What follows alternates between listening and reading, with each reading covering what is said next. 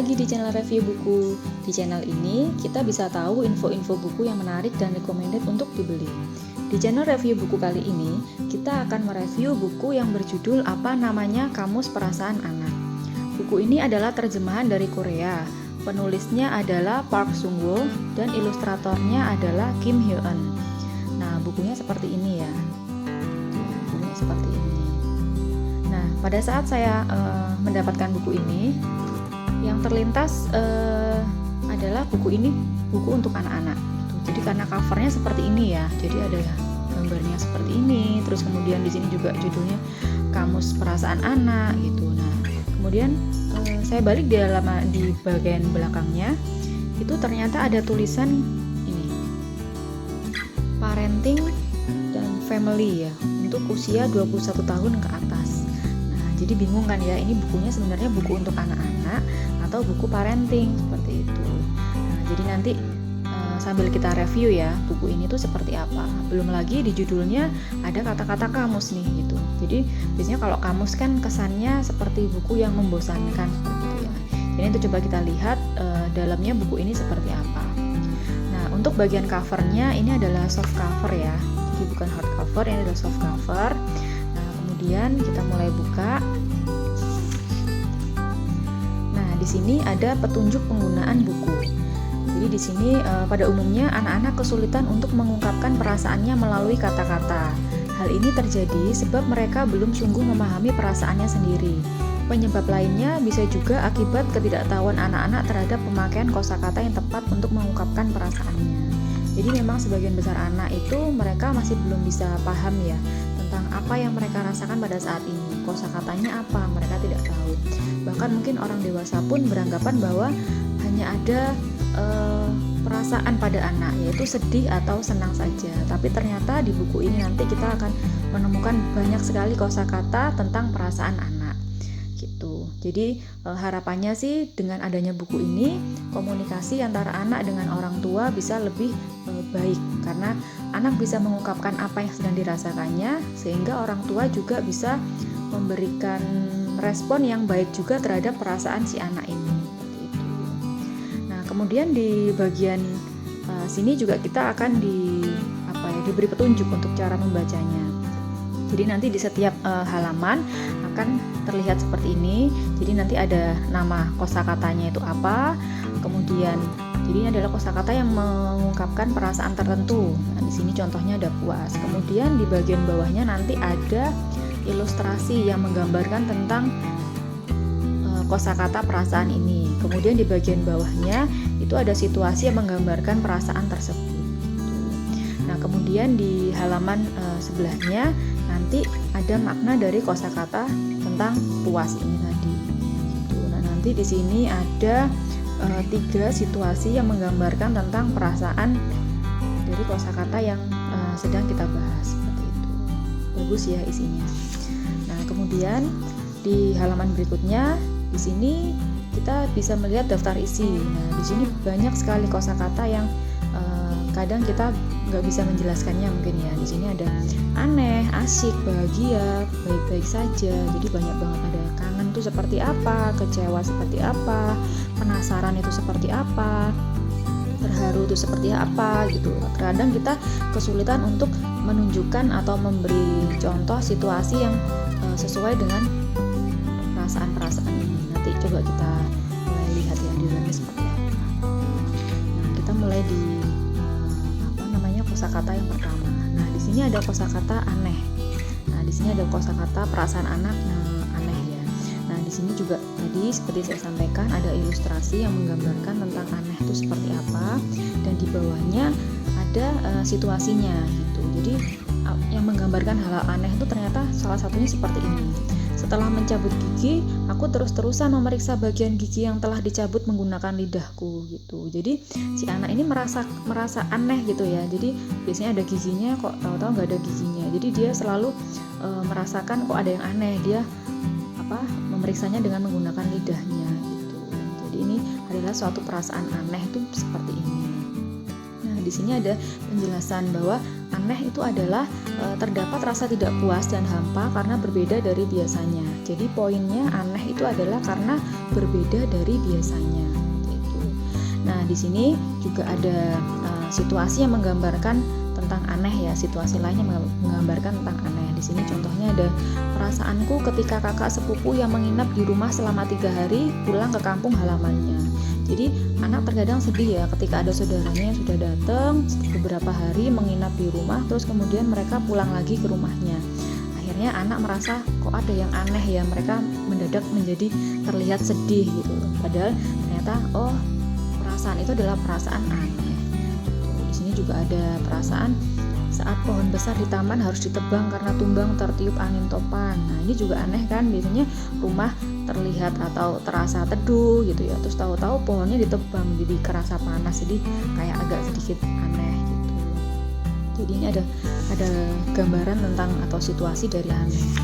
Nah, jadi isinya bagus. Jadi ada selain penjelasan tentang kosakata perasaan itu apa, kita juga disuguhkan atau diberi situasi-situasi yang menggambarkan tentang kosakata itu. Ada ilustrasinya bagus-bagus sih. Jadi sebenarnya buku ini bisa dibaca langsung oleh anak. Nah, cuma setelah saya baca buku ini ada beberapa kosakata yang menurut saya agak mengganggu untuk usia anak-anak ya. Coba nih kita cari di sini. Nah, ini ada kosakata berdebar.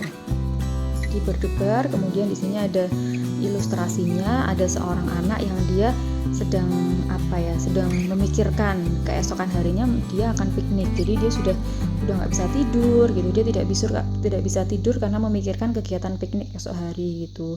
Dia mau membagi bekal ke teman-temannya, jadi dia merasa kayak berdebar gitu, nggak bisa tidur. Nah, di sini penjelasan dari berdebar adalah hati berdegup kencang karena sangat bersemangat. Nah, jadi perasaan ini sering ya kita atau anak rasakan ketika besok mereka mau bertemu temannya gitu. Mereka kok rasanya kayak mual kayak apa gitu. Ternyata ini kosakatanya bisa disebut dengan berdebar. Nah, cuma di sini ada situasi yang menggambarkan tentang berdebar ini saya sendiri merasa kurang cocok ya, kurang pas untuk usia anak-anak. Jadi contoh situasinya seperti ini.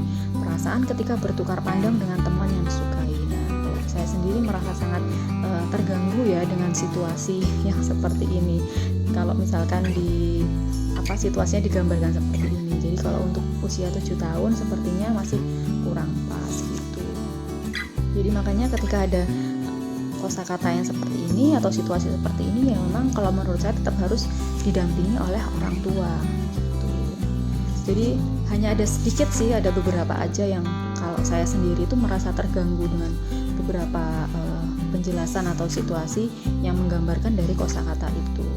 Tapi sebagian besar bagus, bisa dibaca sendiri oleh anak gitu. Jadi mungkin nanti ya memang harus sambil didampingi ya. Kalau saya sendiri sih karena anak saya masih usia 7 tahun, jadi masih kurang pas kalau misalkan dia membacanya sendiri seperti itu. Nah, kayak ini juga ada contoh lain lagi. Jadi kosakatanya adalah canggung. Di sini ilustrasinya udah seperti ini gitu. Jadi menurut saya kurang cocok ya buat anak-anak. Wajahku memerah jika bertemu dengan Yongmin, teman yang kusuka. Nah, jadi isinya ada beberapa yang saya sendiri sangat terganggu setelah saya membacanya gitu. Jadi nanti mungkin sarannya mungkin bisa orang tuanya yang membaca kemudian disampaikan ke anaknya. Jadi kalau perasaan canggung itu seperti apa? Jadi kita yang mengolah kata. Jadi kalau misalkan untuk membacakan hal-hal seperti ini, kita bacakan kayak gini kan ya, kita yang bacain, ya tentunya nanti kita bisa langsung lompat lah ya ke halaman-halaman lain ya. Kita bisa menyegerakan halaman ini ke halaman yang istilahnya lebih cocok untuk anak-anak seperti itu. Nah, ini kurang lebih isinya seperti ini. Dia sebenarnya isinya bagus, jadi banyak hal yang kadang kita sendiri nggak bisa mengungkapkannya, kayak ini dongkol gitu. Ini anak kan sering banget seperti ini, merasakan ini. Aku menggerutu kepada ibu karena ibu tidak membangunkanku. Dia merasa udah telat nih karena ibunya atau mamahnya nggak ngebangunin kayak gitu. Pasti anak juga pernah merasakan hal seperti ini. Nah, seperti itu. Jadi sebenarnya bagus buku ini. bisa dibaca langsung oleh anak. Cuma memang ada, ya itu tadi ya, seperti yang saya sampaikan, ada beberapa kosakata yang saya cukup mengganggu ketika anak membacanya sendiri. Nah, ini hampa, terasa sedih dan kesepian gitu. Ini bukunya cukup tebal, jadi di sini ada, saya cek dulu, ini ada 165 halaman. Jadi buku ini cukup tebal, ada 165 halaman, dan setiap halamannya atau kosakata yang digambarkan semuanya sama ya, mulai dari awal sampai akhir sama seperti ini semua. Itu polanya. Jadi cukup banyak kosakata yang bisa kita pelajari di buku ini. Jadi kalau ini 165 halaman berarti kosakatanya ada sekitar 80 lebih ya.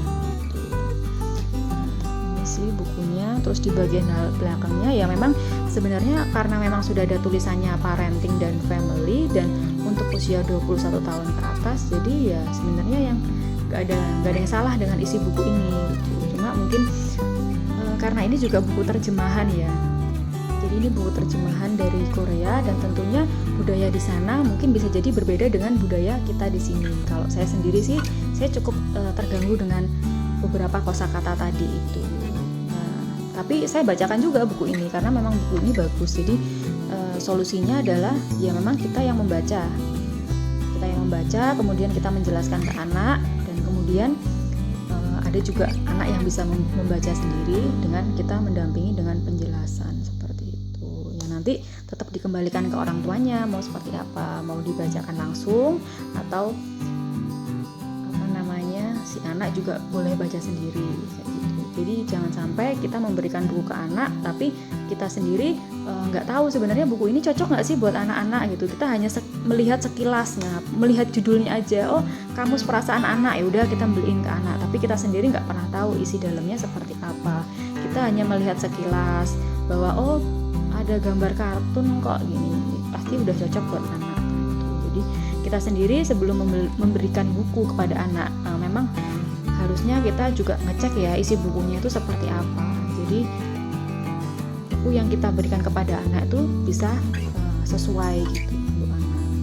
Untuk harganya sendiri, harga bandrol di Pulau Jawa 85.000 ya. Dan ini terbitan dari MNC, dan ini bukunya udah cetak ulang loh. Jadi beberapa saat kemarin itu sempat bestseller gitu ya. Bestseller, banyak dicari dan kosong di beberapa tempat, akhirnya dicetak ulang gitu. Jadi sekali lagi review buku seperti ini nanti dikembalikan lagi kepada orang tuanya mau gimana gitu. Bisa dibacakan langsung atau orang tuanya yang membaca, karena memang ini sebenarnya ternyata bukan buku anak-anak tapi buku untuk parenting seperti itu. Walaupun di sini juga ada keterangannya family ya gitu, mungkin bisa diberikan untuk anak yang sudah remaja. Sekian review buku kali ini, semoga channel review buku ini bermanfaat ya. Jika ingin dibantu review buku lainnya, bisa tulis di kolom komentar. Kemudian jika channel ini bermanfaat, jangan lupa like, subscribe, dan klik tanda lonceng supaya selalu dapat info update dari channel review buku.